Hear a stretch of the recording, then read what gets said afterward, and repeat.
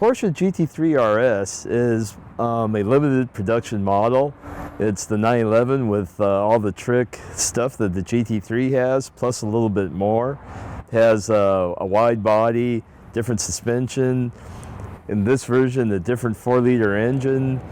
Lots of lightweight stuff. Like, a lot of emphasis was put on reducing the weight. Like, it has carbon ceramic brakes, a lot of carbon fiber body panels, thin glass, everything to shave the last ounce. I mean, even the sticker on the hood, which gets rid of the traditional Porsche hood emblem and saves a few ounces. Now, if you're a Porsche aficionado, you pay a lot to do things on these. An example is the WISAC package, which is a factory option. Now, this package saves 39 pounds off the car, but it costs $31,000. So we thought we'd try to shave some weight off of this car with spending a lot less money. Now, we've already done the Dundon exhaust and headers, and that saved 15 pounds off the standard parts. And now we're going to put a LiteBox lithium battery in. And let's see how much weight that can save, see if we can beat the weight of the WISAC package, and let's see how much money we can save while saving even more weight than the factory.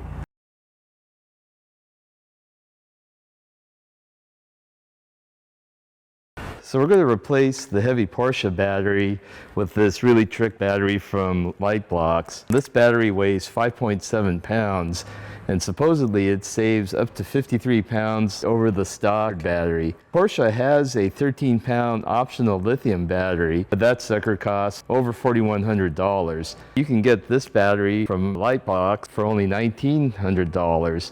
That's a significant savings in cost and weight. The difference in weight is so profound, we're going to be checking the car's corner weights to see what kind of difference this battery makes over the stock battery in corner balance and front to rear weight distribution. So let's go and put this sucker in. Well, our scale says 6.1 pounds instead of 5.7. It's a little bit heavier than the manufactured claim weight, but what's a few ounces?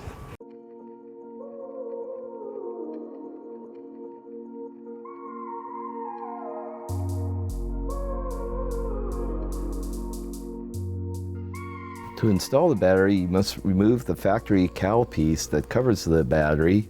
Then the two brackets that hold the battery to the battery tray must be removed, one at the top and one at the bottom. Now, the stock factory tray is heavy stamped steel. There's a couple of body modules on there. The European car has one less module than the US spec, and the LiteBox bracket is lightweight carbon fiber, and there's provisions for one of the modules. We had to add a provision for the second module.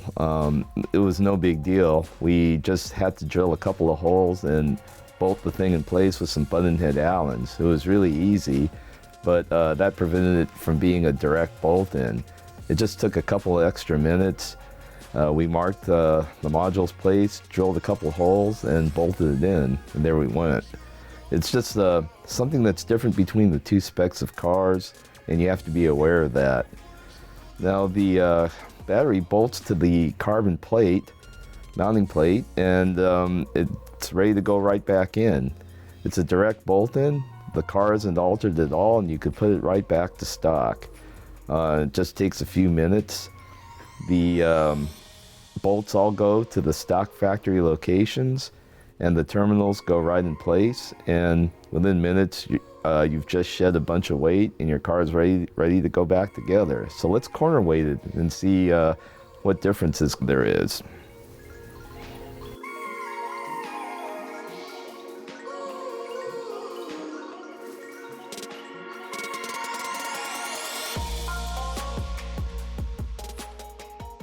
So we got some weights off of our car, and the most interesting thing is this car is pretty fat. It weighs 110 pounds more than what the factory claims it should weigh. Now, we're trying to figure out some factors of that. Like, this car has an optional high capacity gas tank, which is probably a little bit extra weight.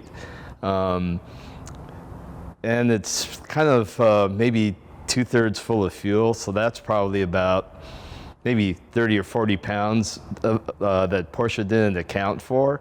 Some of the other things is the US market RS doesn't have some of the trick stuff that the European market one does. Like, for instance, the European market one, I believe, has Lexan windows in the back. The US has special lightweight windows, but they're thinner glass, so those are a little heavier. Perhaps there's some differences in emissions and things like that that weigh more. We don't exactly know. We did notice that there's a few electronic modules that are on the US car that aren't in the European spec one when we've been working on this. So there's a little bit of difference. This car does have the carbon ceramic brakes though, and you know, it's kind of hard to say, but the US version is fatter than what is specified. So it weighs 110 pounds more as it sits. So you might want to know what the weight difference was with the LiteBox battery. The way we found, on the scale, it's 42 pounds lighter, not 54 pounds like LiteBox claims. Now there's a couple of reasons for that. When you're looking at the factory battery tray, you can see there's provisions for 2 larger sized batteries than what's on the US spec model. So I'm presuming that the European model has a bigger battery, maybe because of colder winters. And maybe there's an optional cold weather battery that's even bigger. So I think when they calculated the weight, maybe LiteBox went for the European spec battery that's a bigger, heavier battery. I mean, the battery box clearly has provisions for bigger batteries.